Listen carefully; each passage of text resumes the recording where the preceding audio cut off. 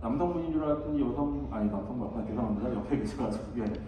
마지막 발표는 이제 CDM으로 진행되고 있고요. 실제 임상 상황에서 제2형 당뇨병 환자의 드라그로타이드, 살 빠지는 당뇨병 주사제 요즘에 수능도 현황 및 영양 요인을 분석하기 위한 CDM 기반 연구라고 지었습니다. 예, 발표 부탁드리겠습니다. 네, 안녕하십니까. 저는 서울대학교 융합과학기술대학원 분자의학 및 바이오 제약학과의 이데이비드 승훈입니다. 저도 제 대학원 과정에서 이제 처음 학회 발표인데 이제 대한의료정보학회에서 발표를 하게 돼서 정말 영광으로 생각합니다. 그래서 저는 오늘 옹업 CDM을 활용하여 실제 임상 상황에서 둘라글루타이드라는 2형 당뇨 치료제의 치료 수능도 현황과 그리고 그것에 영향을 미치는 임상적 요인을 분석한 결과를 발표드리도록 하겠습니다. 둘라글루타이드는 GLP-1 리셉터 애거니스트 계열의 약물이고 3개의 아미노산을 변경한 GLP-1 분자 2개를 휴먼 이뮤노글로불린 G4의 FC 체인에 연결한 구조를 가지고 있습니다. 그래서 변경한 아미노산은 DPP4 효소에 의한 분해율을 낮춰주고 그리고 FC 체인과의 결합은 리널 클리어런스를 떨어뜨려서 이제 약물의 헬프라이프를 증가시켜주게 됩니다. 따라서 주 1회 피하 주사로 사용되고 있고 현재 저용량인 0.75mg과 고용량인 1.5mg으로 처방되고 있습니다. 둘라글루타이드는 우수한 혈당 강화와 체중 감소 효과를 보여서 2015년에 FDA 승인을 받았습니다. 예를 들어 이 약물의 대규모 임상 시험 중 하나였던 AWARE2라는 임상 시험에서는 고용량과 이제 저용량의 둘라글루타이드로 치료받은 환자가 이제 인슐린 글라이진으로 치료받은 환자 대비 52주와 78주 치료 기간 동안 이제 더 큰 폭으로 HbA1c 값이 이제 감소를 했고 이는 통계적으로 유의했습니다. 또한 같은 연구에서 이제 인슐린으로 처방받은 환자는 78주 동안 체중이 증가했던 반면 둘라글루타이드로 치료받은 환자는 인슐린 군 대비 두 용량에서 모두 큰 폭으로 체중이 감소했습니다. 그리고 이후 리와인드라는 임상 시험에서는 위약군 대비 이제 composite cardiovascular outcome에 대해서 이제 hazard ratio가 유의하게 낮게 나왔습니다. 그래서 그 결과로 둘라글루타이드는 심혈관 질환 발병 위험이 있는 성인 당뇨 환자 치료에도 이제 적응증을 확대하게 됐습니다. 네. 하지만 둘라글루타이드는 이제 주사제이기 때문에 주사 바늘에 대한 두려움이나 주사제에 대한 이제 부정적인 인식으로 인해서 치료 수능도가 낮다라는 문제점이 있습니다. 예를 들어 이제 한 선행 연구 결과에 따르면 둘라글루타이드의 이제 복용일 비율, PDC라고 하는 이 복용일 비율이 0.6에서 0.76이었고 이는 이제 전체 추적 관찰 기간 중에서 약을 투여한 기간의 비율이 60에서 76% 정도밖에 되지 않았다는 것을 의미합니다.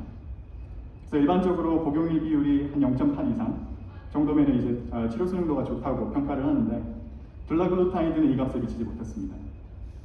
또한 6개월 동안 꾸준히 치료받은 환자의 비율도 낮게는 32% 정도밖에 되지 않는다는 연구 결과도 있었습니다. 그래서 이러한 낮은 치료 수능도는 치료 효과를 감소시켜서 이제 혈당 조절이 어려워지고 그리고 동반 질환 발생률을 증가시킬 뿐만 아니라 삶의 질을 감소시키고 그리고 더 나아가 의료 비용의 증가로도 이어질 수 있습니다. 그리고 이제 두 번째 문제점으로는 둘라글루타이드의 치료 수능도를 분석한 연구는 대부분 약물의 허가 시점 주변에서 이루어졌고 대한민국 당뇨 환자를 대상으로 한 연구는 없었습니다. 따라서 본 연구는 서울대학교 병원 옹업 CDM을 활용해서 둘라글루타이드로 치료받고 있는 국내 2형 당뇨 환자의 치료 수능도 현황을 조사하고 이에 영향을 미치는 임상적 요인을 분석했습니다. 그래서 본 연구에서는 4가지 결과 변수를 이용해 수능도를 분석했습니다. 먼저 처방대로 약을 복용하는 것을 의미하는 adherence는 연속형 결과 변수인 복용일 비율 또는 PDC로 측정했습니다. PDC는 본 연구의 전체 추적 관찰 일수인 365일 중에서 약물 복용 일수가 차지하는 비율로 계산했습니다. 그리고 adherence에 대한 범주형 결과 변수로는 PDC 0.8을 컷오프 밸류로 사용해서 이를 기준으로 PDC가 0.8 이상인 환자를 adherent, 그리고 미만인 환자를 non-adherent로 정의하고 이들의 비율을 계산했습니다. 그리고 중단 없이 지속적으로 치료받는 것을 의미하는 이제 continuation 또는 persistence는 치료 지속일수를 계산해서 연속형 결과 변수로 사용했습니다. 이때 환자의 처방 기록 중 60일을 초과하는 처방 공백이 있을 시 치료 중단으로 정의했습니다. 그리고 컨티뉴에이션에 대한 범주형 결과 변수로는 치료를 중단하지 않은 컨티뉴어와 그리고 치료를 중단한 디스컨티뉴어를 사용했습니다. 본 연구는 후행적 관찰 연구로서 둘라글루타이드를 최초로 처방받은 날을 이제 인덱스 데이트로 정하고 그 이전 6개월을 베이스라인으로 정의했습니다. 이때 최초 처방일은 인덱스 데이트 이전 6개월 동안 둘라글루타이드 처방 기록이 없는 것으로 정의했고, 그리고 각 환자에 대해 최초 처방일 이후 1년의 추적 관찰 기간을 가졌습니다. 그리고 만약 마지막 복용일을 기준으로 60일을 초과하는 처방 공백이 있을 때는 치료 중단으로 간주했고, 이때를 치료 중단일로 정의했습니다. 그리고 컨티뉴와 디스컨티뉴어 모두 이제 팔로우업 이후 60일 동안을 추적 후 기간으로 정의했습니다. 주요 선정 기준으로는 서울대학교 병원 CDM상 2형 당뇨로 치료받고 있는 환자, 18세 이상 성인 환자, 그리고 2018년 1월 1일과 2019년 12월 31일 사이에 둘라글루타이드로 치료를 시작한 환자, 그리고 베이스라인 기간에 HbA1c 값이 있는 환자, 그리고 추적 관찰 이후 최소 한 건 이상 서울대학교 병원 CDM에 의무 기록이 있는 환자를 연구 대상자로 선정했습니다.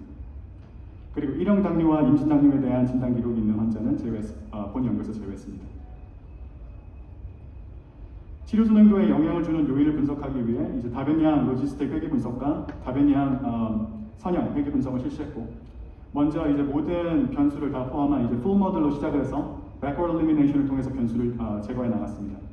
그리고 로지스틱 회계 분석 같은 경우는 AIC 값이 가장 낮은 모델을 최종 모델로 선정했고, 선형 회계 분석 모델 같은 경우는 adjusted R-square 값이 제일 높은 모델을 최종 모델로 선정했습니다. 선정 기준을 모두 만족한 환자는 전체 236명이었습니다.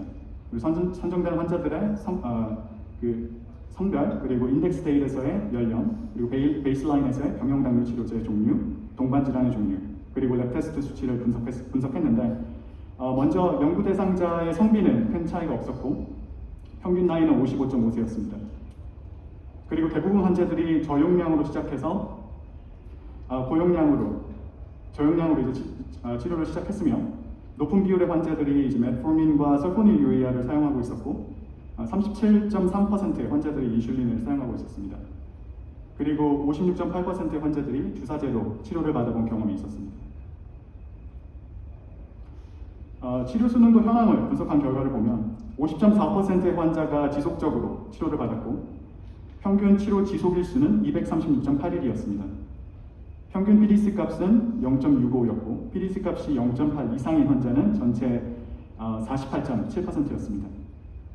그리고 용량을 변경한 41%의 환자 중에서 92.8%가 저용량에서 고용량으로 증량했습니다.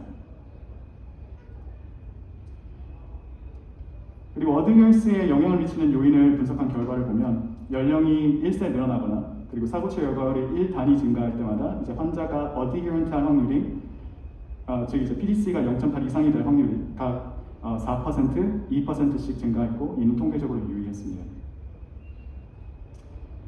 마찬가지로 지속적으로 치료를 받을 확률에 대해서도 연령과 사고치 여과율이 유의한 상관관계가 있었고, 특히 주사제 사용 경험은 지속적으로 치료를 받을 확률을 2배 이상 증가시켰습니다. 반대로 베이스라인에서 설포니유리아나 인슐린으로 치료받는 경우, 베이스라인에서 비만으로 진단을 받은 경우는 지속적으로 치료를 받을 확률이 유의하게 감소했습니다. 다음으로 선형회귀 분석 결과, 나이와 용량 변경, 그리고 베이스라인에서 신경병증을 진단받은 것이 PDC, 즉 복용일 비율값, 그리고 치료 지속일수를 유의하게 높이는 것으로 나타났습니다. 반면에 베이스라인에서 서프니유리아 그리고 인슐린으로 치료받는 것은 PDC 값과 치료 지속일수를 감소시키는 것으로 확인됐습니다.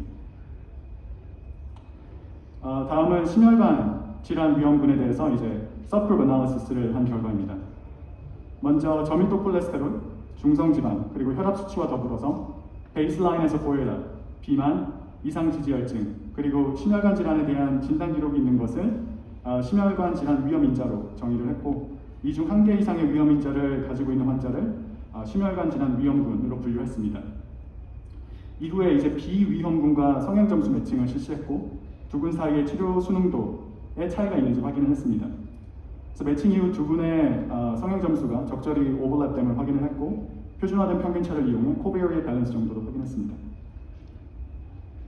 매칭된 두 그룹에 대해서 이제 연속형 결과 변수는 t-테스트로 그리고 범주형 결과 변수는 chi-square 테스트로 분석을 진행해서 치료 수능도의 차이를 보았는데 두 그룹에서 통계적으로 유의미한 차이는 보이지 않았습니다. 또한 치료 중단을 이벤트로 정의해서 이제 카플란마이의 생존 분석을 실시했는데 마찬가지로 두 분에서 유의한 차이는 없었습니다. 다음은 치료 중단에 대한 정의와 심혈관 질환 위험군에 대한 정의를 변경해서 실시한 민감도 분석 결과입니다. 먼저 치료 중단의 정의를 60일을 초과하는 처방 공백이 있는 것에서 이제 90일로 변경한 후에 결과 변수의 차이가 있는지 확인을 했고 통계적으로 유의한 차이는 없었습니다. 또한 2개 이상의 위험 인자를 가진 환자를 심혈관 위험군으로 정의한 후에 이제 비위험군과 비교 분석을 진행을 했는데 모든 결과 변수에 대해 통계적으로 유의한 차이는 없었습니다. 여기서 본 연구는 서울대학교 CDM을 활용해서 둘라글루타이드의 치료 수능도 현황을 확인했습니다. 그래서 연구 대상자들의 평균 PDC는 0.65, 평균 치료 지속 일수는 236.81, 치료를 중단한 환자의 비율은 49.6%, PDC가 0.8 이상인 환자는 48.7%였고 이는 선행 연구들의 분석 결과에서 벗어나지 않는 결과였습니다. 그리고 연령, 사고 체효과율, 용량 변경, 주사제 사용 경험은 높은 치료 수능도와 유의한 상관관계가 있었고 특히 연령 같은 경우는 4가지 결과 변수에 대해서 이제 공통적으로 해당됐습니다. 그리고 설퍼니유리아와 인슐린의 사용은 치료 수능도를 감소시키는 것으로 나타났고 심혈관 질환 위험군과 비위험군 간 유의한 치료 수능도 차이는 발견하지 못했습니다. 네, 이상 발표를 마치면서 이 자리를 빌어 이 연구에 많은 도움을 주신 저희 연구실 분과 이영기 교수님께 진심으로 감사드립니다. 네, 발표를 들어주셔서 감사합니다. 이성원 선생님은 뭐 사진 없나요? 단체 사진? 아까 그 VV 하고 있는 거. 넣었는데 겹쳐서 저는 뺐습니다.